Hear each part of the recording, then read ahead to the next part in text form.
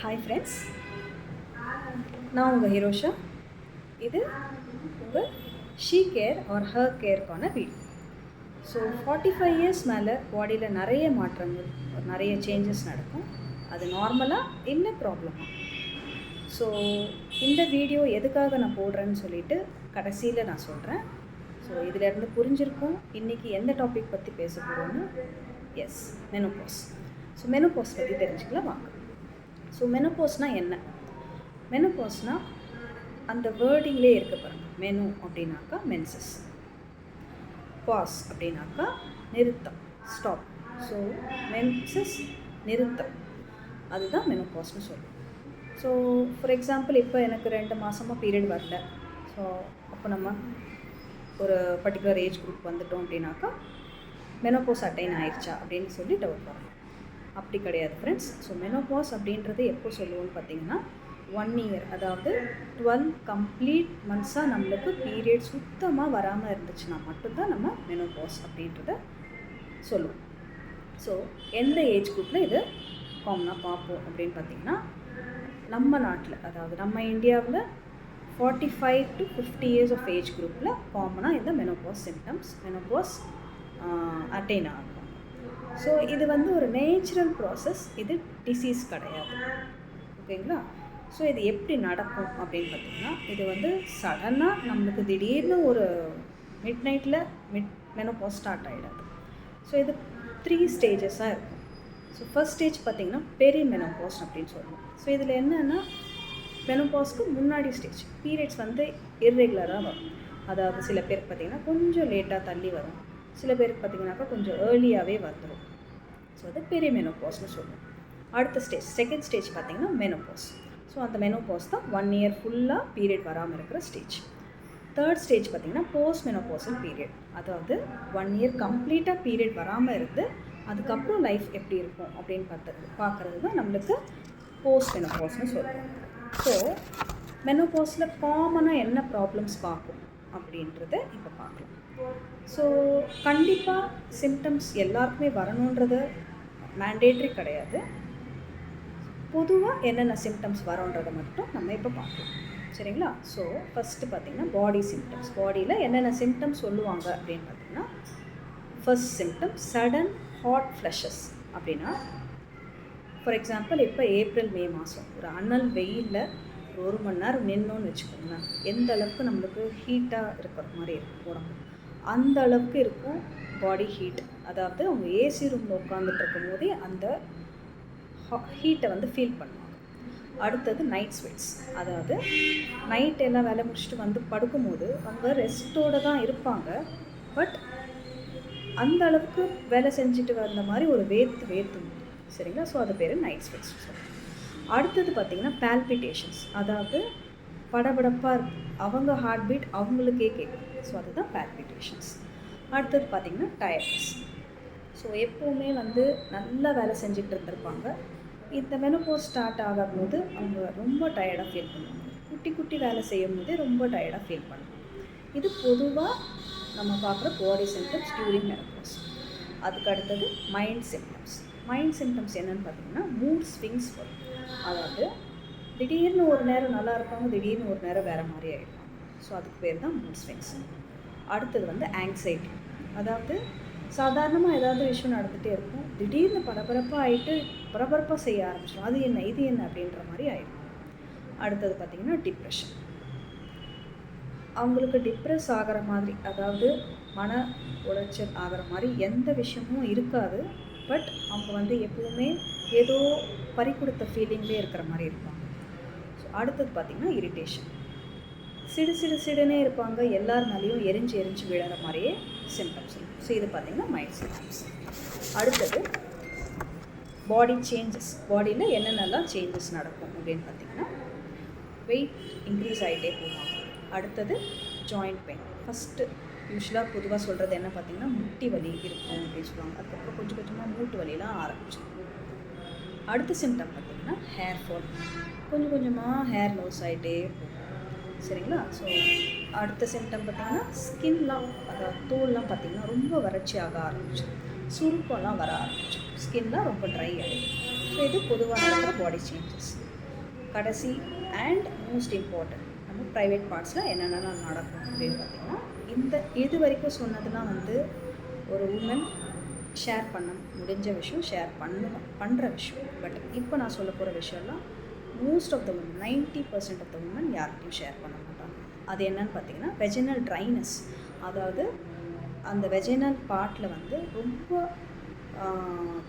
தண்ணி அளவே குறைஞ்சிடும், சரிங்களா? ஸோ அதனால் என்னென்னா எரிச்சல் அதிகமாகிடும். அடுத்தது பார்த்திங்கன்னா டிஸ்பெரோனியா, அதாவது ஹஸ்பண்ட் அண்ட் ஒய்ஃப் சேர்ந்துருக்கும் போது ரொம்ப வலி உண்டாகும், சரிங்களா? ஸோ அந்த எரிச்சலால் வலி உண்டாகி சில பேருக்கு ப்ளீடிங்கே வர ஆரம்பிச்சிடும், சரிங்களா? ஸோ அடுத்தது பார்த்திங்கன்னா ஃப்ரீக்வெண்ட் யூரினரி ட்ராக்ட் இன்ஃபெக்ஷன்ஸ். அடிக்கடி உங்களுக்கு வந்து யூரின் போகிறதுல பிரச்சனை வந்துகிட்டே இருக்கும். அதாவது பேர்னிங் சுச்சுவேஷன் சொல்லணும், ரொம்ப யூரின் போகும்போது எரிச்சல் வரும், வலி வரும். ஸோ இதெல்லாம் ஃப்ரீக்வெண்ட்டாக பார்க்குற விஷயம், சரிங்களா? ஸோ லாங் டேர்ம் ரிஸ்க், அதாவது மெனோபாஸ் வரும்போது காம்ப்ளிகேஷன்ஸ், ரொம்ப நாள் இருக்கிற மாதிரி இருக்கிற காம்ப்ளிகேஷன்ஸ் என்னென்னு பார்த்தீங்கன்னா பீரியட்ஸ் நின்று போயிடுறது மட்டும் ப்ராப்ளம் கிடையாது. ஸோ இந்த லாங் டேர்ம் ரிஸ்க்கும் நம்ம இம்பார்ட்டன்ஸ் கொடுக்கணும். என்னென்னலாம் அப்படின்னு பார்த்தீங்கன்னா போன்ஸ்லாம் ரொம்ப வீக்காக ஆரம்பிச்சிடும். ஸோ அதுக்கு பேர் ஆஸ்டியோபோரோசிஸ் அப்படின்னு சொல்லுவோம். அடுத்தது பார்த்திங்கன்னா ஹார்ட் டிசீஸ், இதய நோயெல்லாம் வந்து ரிஸ்க் அதிகமாக ஆக ஆரம்பிச்சிடும். அடுத்தது பார்த்திங்கன்னா பிபி, சுகர், இந்த ரிஸ்க்லாம் அதிகமாகிற சான்சஸ் நிறையா. அடுத்தது பார்த்திங்கன்னா மெமரி ப்ராப்ளம்ஸ், அதாவது ஞாபக மறதி கொஞ்சம் கொஞ்சமாக அதிகமாகிட்டே போகும், சரிங்களா? ஸோ இதெல்லாம் பார்த்திங்கன்னா லாங் டேர்ம் ரிஸ்க்குன்னு சொல்லணும். ஸோ அதனால் மெனோபாஸ் அப்புறம் ரொம்ப கேர் எடுக்க வேண்டியது ரொம்ப ரொம்ப இம்பார்ட்டண்ட், சரிங்களா? ஸோ மெனோபாஸ் டைமில் என்ன சாப்பிடணும் அப்படின்னு பார்த்திங்கன்னா கால்சியம் ரிச் ஃபுட்ஸ் எங்கே கிடைக்கும் அப்படின்னு பார்த்திங்கன்னா மில்க், பால், தயிர், கர்ட், ராகி, கேழ்வரகு, சரிங்களா? அடுத்தது ப்ரோட்டீன் ரிச் ஃபுட் எதில் இருக்கும்? எக்கு, தால், அதாவது பருப்பு வகைகள், அப்புறம் நட்ஸ், சரிங்களா? அடுத்தது கீரை, க்ரீன் லீஃபி வெஜிடபிள்ஸ், அடுத்தது பழம், ஃப்ரூட்ஸ். இது எல்லாத்தையும் விட ரொம்ப ரொம்ப இம்பார்ட்டண்ட் என்னென்னு பார்த்தீங்கன்னா வாட்டர். ஒரு நாளைக்கு at least 2.5 to 3 liters of water per day கண்டிப்பாக எடுத்தே ஆகணும் மெனோபாசல் ஸ்டேஜில், சரிங்களா ஃப்ரெண்ட்ஸ்? ஸோ என்ன ஃபுட்ஸ்லாம் அவாய்ட் பண்ணணும் அப்படின்னு பார்த்திங்கன்னா ஜங்க் ஃபுட்ஸ், வெளியிலேருந்து எந்த ஃபுட்டும் வாங்கி சாப்பிடாதீங்க. அண்ட் எக்ஸசிவ் சுகர், நிறைய வந்து சர்க்கரை வந்து சேர்த்துக்காதீங்க. அதே போல் லாட் ஆஃப் காஃபி டீ குடிக்கிற பழக்கம் நிறைய பேருக்கு நிறையவே இருக்கும். ஸோ அதெல்லாம் கம்ப்ளீட்டாக அவாய்ட் பண்ணிக்கோங்க. ஒரு சில பேருக்கு ஸ்மோக்கிங், ஆல்கஹால் பழக்கம் இருந்துச்சுன்னா அதெல்லாம் அவாய்ட் பண்ணிக்கோங்க, சரிங்களா? Life style tips. ஸோ இதெல்லாம் தவிர்க்கணும் அப்படின்னாக்கா நம்ம டெய்லி ரொட்டீன் லைஃப்பில் குட்டி குட்டி ஸ்மால் சேஞ்சஸ் பண்ணால் போதும். அது என்ன அப்படின்றத பார்க்கணும். என்னென்னா ஒரு நாளைக்கு at least ½ an hour 30 minutes of walking or exercise or yoga நம்ம கண்டிப்பாக பண்ணியே ஆகணும், சரிங்களா? அடுத்தது பார்த்திங்கன்னா ஸ்ட்ரெஸ்ஸை வந்து கண்ட்ரோல் பண்ணணும். எப்படி ஸ்ட்ரெஸ்ஸை கண்ட்ரோல் பண்ண முடியும்னாக்கா மெடிடேஷன் கண்டிப்பாக பண்ணணும். அடுத்தது பார்த்திங்கனாக்கா இது எல்லாத்தையும் விட most important proper and adequate sleep. அதாவது ஒரு நாளைக்கு அட்லீஸ்ட் 8 மணி நேரமாச்சும் நம்ம தூங்குற மாதிரி பார்த்துக்கணும், சரிங்களா? இது லைஃப் ஸ்டைல் டிப்ஸ். ஸோ எல்லாருக்குமே ஹார்மோன் டேப்லெட்ஸ் தேவைப்படுமா டாக்டர் அப்படின்னு கேட்டிங்கன்னா எல்லாருக்குமே தேவைப்படாது. நான் சொன்ன மேல் சிம்டம்ஸில் ரொம்ப சிவியராக இருந்தால் மட்டும் டாக்டர் அட்வைஸோட ஹார்மோனல் ட்ரீட்மெண்ட் எடுக்கிற மாதிரி இருக்கும். செல்ஃப் மெடிகேஷன் கண்டிப்பாக தவிர்க்கணும். சில பேர்லாம் இந்த யூரின் இன்ஃபெக்ஷன் ஆச்சு, ஸோ வேறு ஏதாச்சும் ப்ராப்ளம் இருக்குதுன்னு சொல்லி மெடிக்கல் ஷாப்பில் போய் மெடிசின்ஸ் எடுக்க ஆரம்பிச்சிருவாங்க. ஸோ அதெல்லாம் தவிர்க்கணும். எப்படி இருக்குது அவங்களோட கண்டிஷன் அப்படின்றத பார்த்து தான் அவங்க மெடிசன் எடுக்க ஆரம்பிக்கணும், சரிங்களா? ஸோ எப்போ டாக்டரை பார்க்கணும் அப்படின்னு பார்த்தீங்கன்னா அவங்களுக்கு சப்போஸ் ஹெவி ப்ளீடிங் வர ஆரம்பிச்சிருச்சுன்னா அப்போ பார்க்கணும்.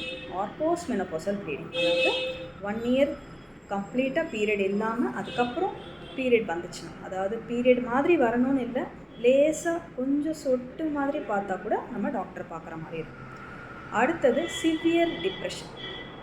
சில பேருக்கு எப்படின்னாக்கா அந்த டிப்ரெஷன் லெவல் ஏற ஏற சூசைடல் தாட்ஸ்லாம் வர ஆரம்பிச்சிடும். ஸோ அந்த டைமில் கண்டிப்பாக டாக்டரை பார்க்கணும். அடுத்தது பார்த்திங்கன்னா சிவியர் போன் பெயின், எலும்பு வலி, மூட்டு வலிலாம் அதிகமாக இருந்துச்சுன்னா கண்டிப்பாக டாக்டரை பார்க்கணும். அடுத்தது யூரின் ப்ராப்ளம்ஸ். நான் சொன்ன மாதிரி யூரின் இன்ஃபெக்ஷன்லாம் வந்துச்சுன்னு சொல்லி நம்ம ஃபார்மசியில் போய் மெடிசன் தானாக செல்ஃப் ட்ரீட்மெண்ட் எடுக்காமல் வரைக்கும் டாக்டரை போய் பார்க்கணும் என்ன ப்ராப்ளம் இருக்குன்னு. ஸோ மெனோபாஸ் அப்படின்றது வந்து லைஃப் முடிஞ்சு போகலை, new phase of life start ஆன மாதிரி. சரிங்களா? ஸோ ப்ராப்பர் கேர் எடுத்தால் மெனோபாஸை ஹெல்த்தியாக ஹாப்பியாக இருக்கலாம். சரிங்களா ஃப்ரெண்ட்ஸ்? ஸோ நான் முதல்ல வீடியோ ஸ்டார்ட் பண்ணக்குள்ள ஒரு விஷயம் சொல்லியிருக்கேன். இந்த வீடியோ எதுக்காக நான் போடுறேன் அப்படின்னு கடைசியாக சொல்கிறேன்னு சொல்லிட்டு. எதுக்காக இந்த வீடியோ அப்படின்னாக்கா, உங்கள் வீட்டில் உங்கள் அம்மா, முக்கியமாக அம்மா ஆர் இந்த மெனோபாஸ் நியரிங் ஸ்டேஜ் லேடிஸ் யாராவது இருந்தாங்க, அம்மா மாமியார் வேறு யாராச்சும் இருந்தாங்க அப்படின்னாக்கா, அவங்கள முதல்ல போய் கேளுங்க.